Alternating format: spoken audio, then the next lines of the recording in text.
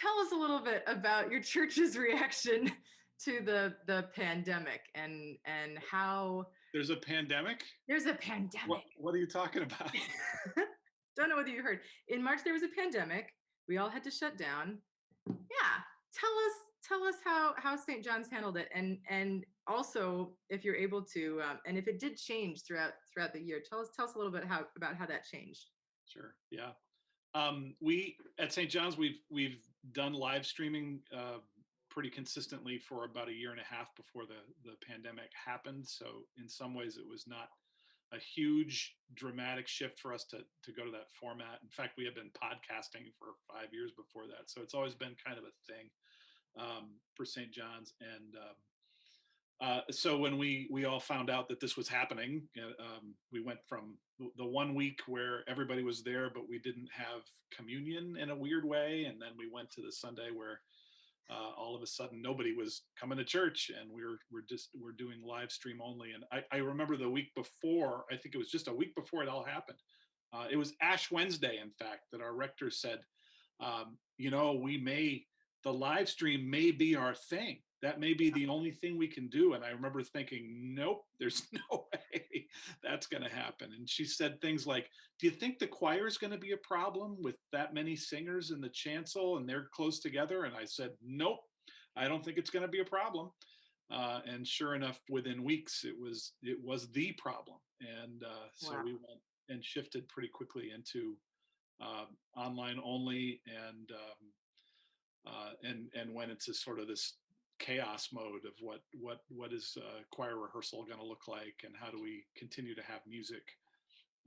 So it was a dramatic shift and a quick one. And we're all workaholics at St. John's, and so we all had kind of cool immediate program ideas. How can we use this new platform to do new and different things? Our assistant rector Margie started a daily Noonday Prayer, which is a liturgy that is common in the Episcopal Church, but ours has not been really much into, on Zoom. And that started pretty much the day after we went to online services, and has continued to now. We're still doing it, and has a neat following of 4, 5, 6 to up to 10 people sometimes. Did you already have all of the microphones and cameras and everything already in the sanctuary then for your live streaming? Yeah, we did. We had a really decent sound system and audio recording set up for before my time, so 10 years probably. Wow. And then we added the single camera. It's basically a glorified security camera mounted to a pillar, because we can't have things that look bad. Right. Right. And that was added about a year and a half before. So before the pandemic happened, so we could start doing the live stream. So a single shot look of the chancel was what we had, and for the most part have continued to have throughout this whole thing. We've been And able. so Yeah, you just use OBS to stream directly onto YouTube on Sunday mornings? Is yeah. that Yep, okay? that's correct. We gather everything, all of our signal with OBS, and produce and go directly to. Well, we use so in the middle there's a company called Restream that does that distributes it immediately, simultaneously to YouTube and Facebook.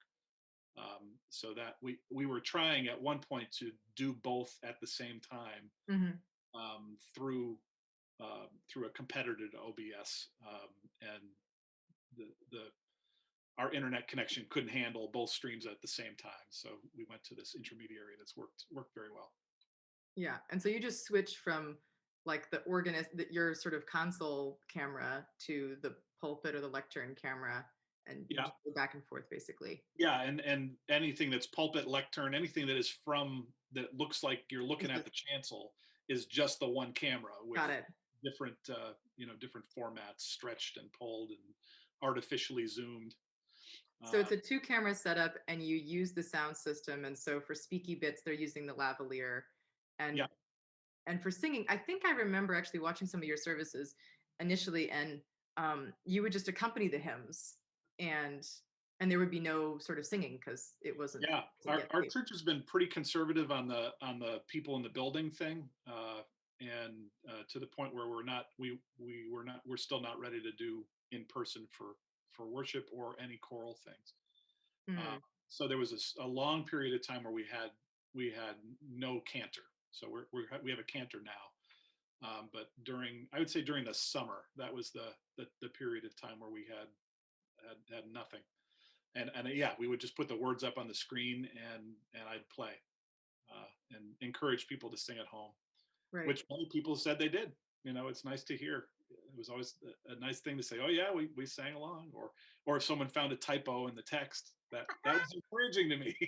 Oh, they will always respond when they can correct you on something. Yes, Yeah. absolutely. And it was so awesome that you were able to continue basically without a blip your Music at the Red Door series, the whole Pipes Alive thing, just completely transitioned over to that format. Yeah, that was kind of a gift to us, that was unforeseen, in that our series from its outset, Music at the Red Door, has always been one that does not require tickets. We don't charge admission. We don't sell tickets. We've suggested donations for the larger events, but what that means is that we've not relied on ticket sales. We don't rely on people being in the room, essentially, to make the series happen. Um, and then we had a great number of volunteers who wanted to play on my Wednesday series. It started out just being me here, and Krista Rakic, our wonderful artist in residence, did a number of things from her home, and then a few other people. I saw Were, Ed Clark on harpsichord in his home as well. yeah, Yeah. yeah, that was a nice thing. Ah, So we did 19 during the first weeks of COVID-19, 15 or 20-minute Wednesday recitals. Um, wow. and it was a lot of work, and there was one week, this is my home organ behind me, was a new project, and the first concert I did here, only one of the manuals worked, and I had a little tiny keyboard that I was playing solos on, Oh. and I'm running cables down the floor for 15 minutes before Yeah, yeah. Mad scientist. it was fun. I like a good crisis, I guess. But what I really discovered from that is people were hungry Yeah. for enrichment, for music, for something deeper, something better, than what the world was offering at that point in time, and that's still true today. I'm really grateful that we're able to continue to bring music to folks, even if it's just online. Music at the Red Door is donation and grant funded, correct? Yeah, Yeah. that's correct. That's amazing. Well, hats off to you for continuing seamlessly into this time. Tell us about your the choir school. You also have an RSCM program there. How did that transition? Yeah. So pretty immediately we moved to Zoom for rehearsals, which Mhm. was trauma for all of us, Yep. because although all of us who have tried it know that it's just a big joke to try to think that you can sing together and at the same time. And I love it. We've done a number of virtual anthems, and we have our services on YouTube, and then we have coffee hour after the service on Zoom. And people will come into coffee hour and say, "Oh, that Zoom anthem was so good. How did you keep it together?" And I have to say, well, it wasn't Zoom. We didn't do it in 3 seconds. And the amount of time and process that goes into, as you know, certainly Michelle, that goes into making one of those virtual anthems is pretty incredible. But back, rewind back to the beginning of this, when we were trying to do rehearsals on Zoom and sing at the same time, and my adult choir members would say things. Well, do you think you could direct more? Could you give me more with your head so we can maybe be together? And it was just ridiculous and crazy. Yeah. But it has evolved, and I think the connection has still been super important for the adults and the kids. The kids especially have been just amazing. Just the 100% attendance at every single Zoom rehearsal, Yeah. and just devoted to not just now working on the music to learn it to sing together, but now having to make uh, an individual recording of my voice singing my part and sending it into Mr. Lamlein and hoping that it came out okay. that takes a lot of bravery for adults and kids both. And Absolutely. it's been really gratifying An to see that exercise in happen. vulnerability, and also one of trust, because it seems like for your rehearsals, and correct me if I'm wrong, do you just ask them to mute themselves and then you accompany and trust that they're singing even though you can't hear them? Yeah, a lot of that. We'll sing a phrase of music, and I'll say, "Okay, rate yourself on a scale of 1 to 5." And they hold up their threes, and we go back and Wow. work it out. And they've gotten a lot better, and the adults have too, at saying, I had a little trouble with that section. Can we work on? Can we fix? Because of course I have no feedback whatsoever unless I work with one person individually, uh, Wow. which Yeah. the kids will do. The kids will do with glee. I can run a rehearsal where we do a phrase of music, and I say, "You go, you go, you go, you go," and each of them will sing their part on their own, and I can work with them individually to fix something. But the adults, no, they're not so much into that. Yeah. Yeah.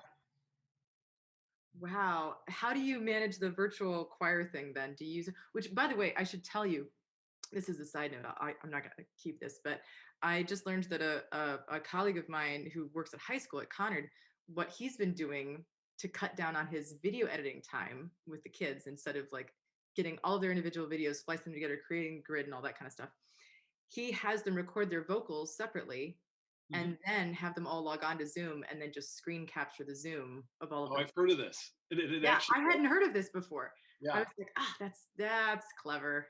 I've That's a been clever tempted to thing. do that, Yeah. but Yeah. So what has been your approach to the virtual choir thing? What's been your method? well, the method is to make make a master track, is what I call a master recording track, where it's Right. I'm at my piano now, so it would be just like this, and I'm Mhm. playing the accompaniment, usually in some hacked up way, so it highlights the for the kids in particular, it highlights their part, as opposed to having the accompaniment be pretty, and conduct and talk and give them instructions all the way through it.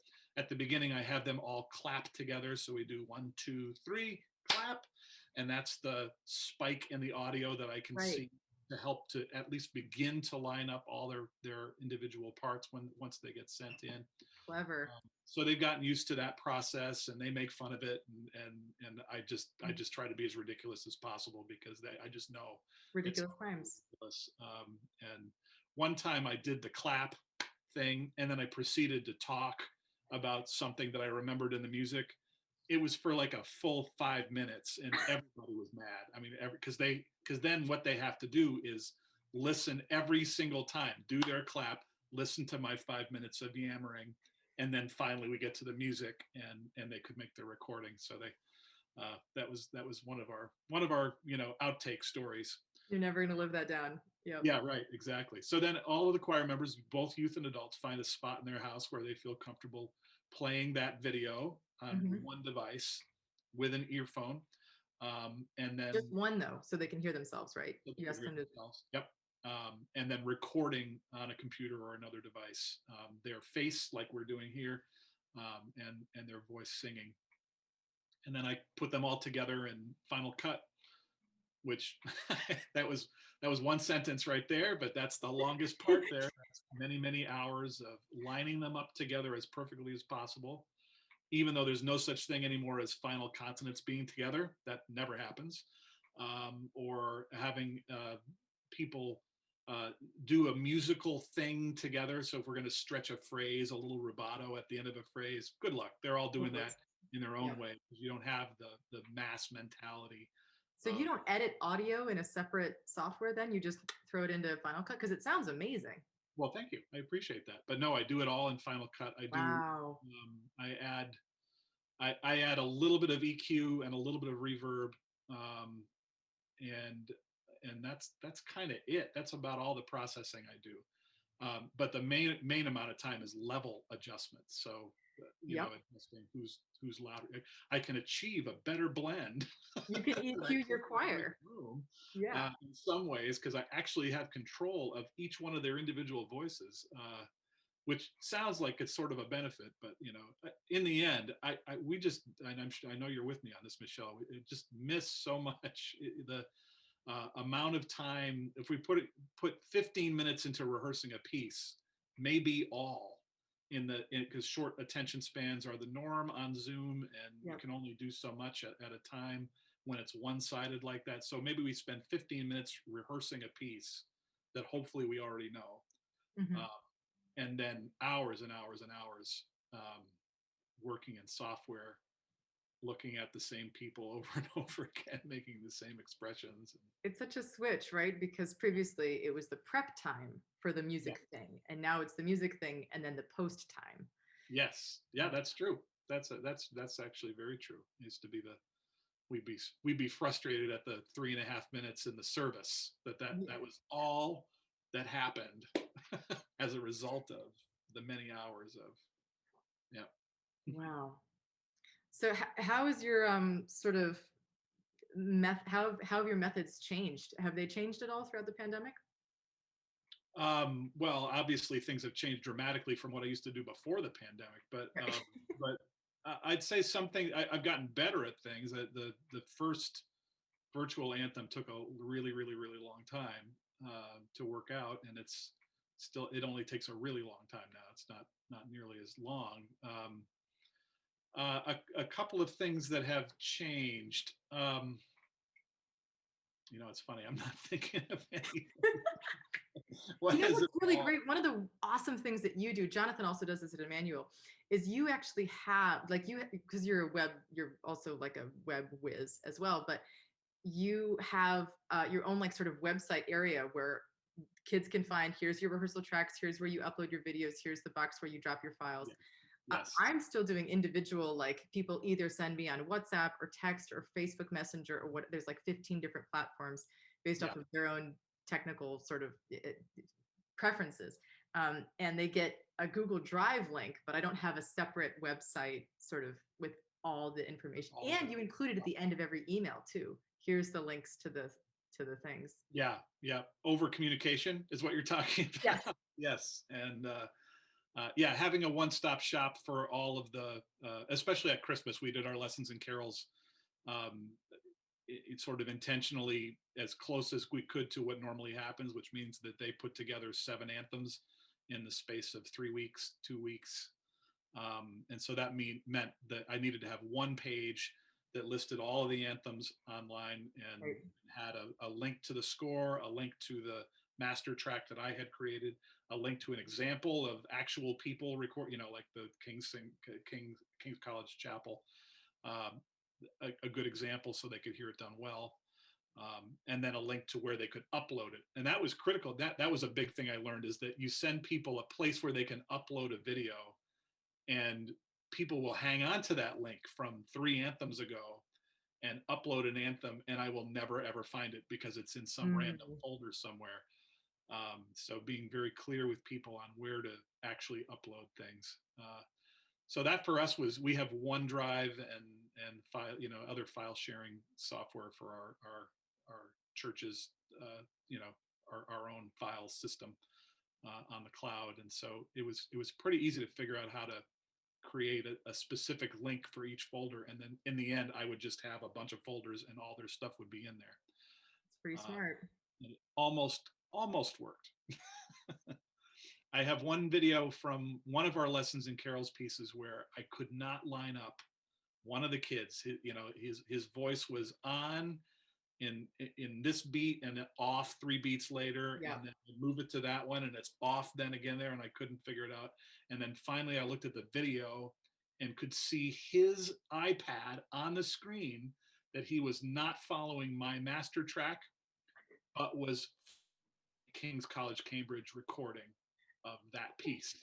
So there was no way. That you sent him for reference, right? Yes. Yeah. You can see his mouth moving. I love it. Yeah, good detective work on that too. That was your torches, right? Yes, torches. Yeah. Tortures. Tortures.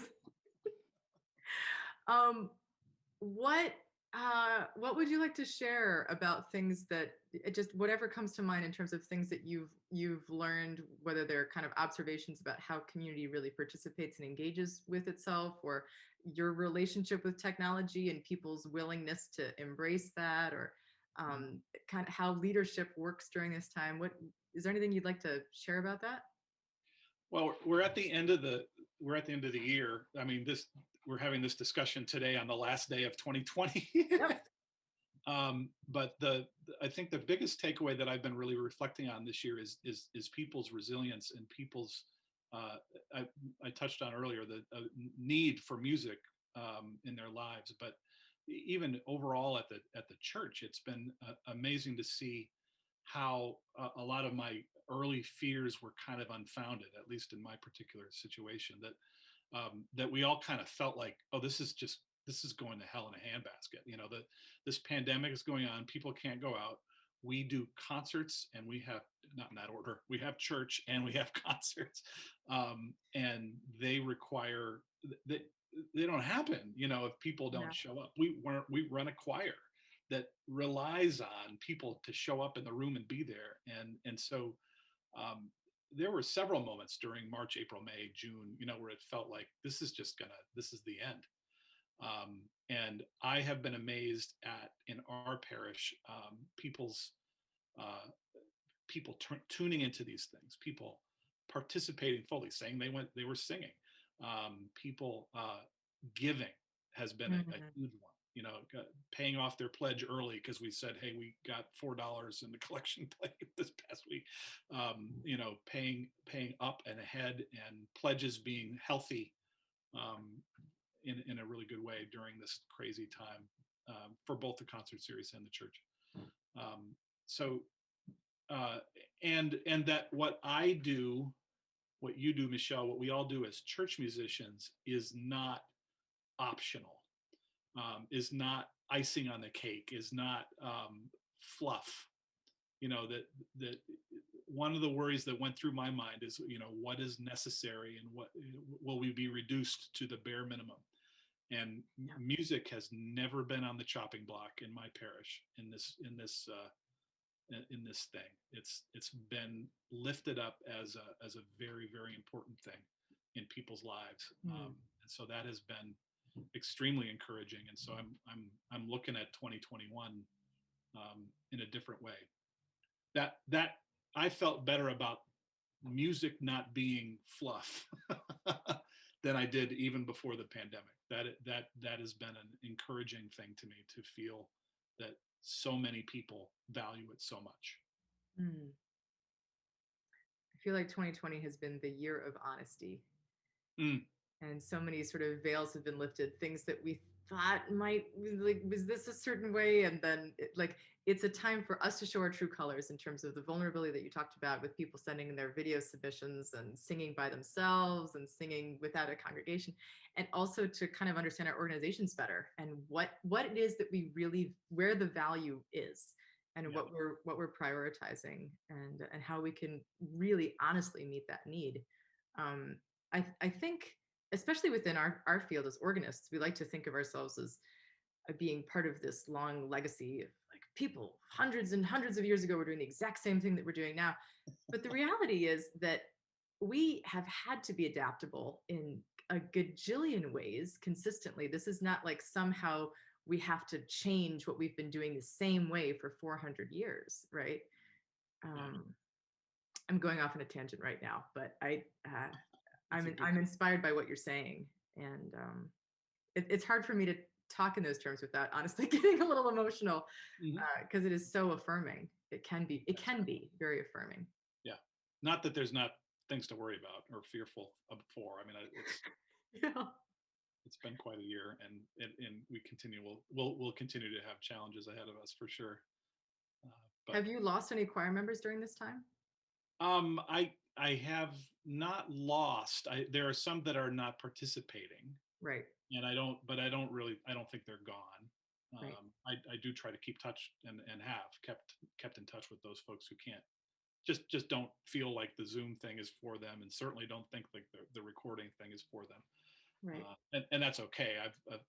Yeah. affirmed that, and in fact, in recent weeks have done some replaying of older anthems, older anthem recordings pre-pandemic, instead of doing a virtual anthem for our Sundays, because I think we can handle it now. It's like there's a little bit of a light at the end of the tunnel, so it's not quite as upsetting to see the chancel full of people and hear an Mm, actual choral piece being sung.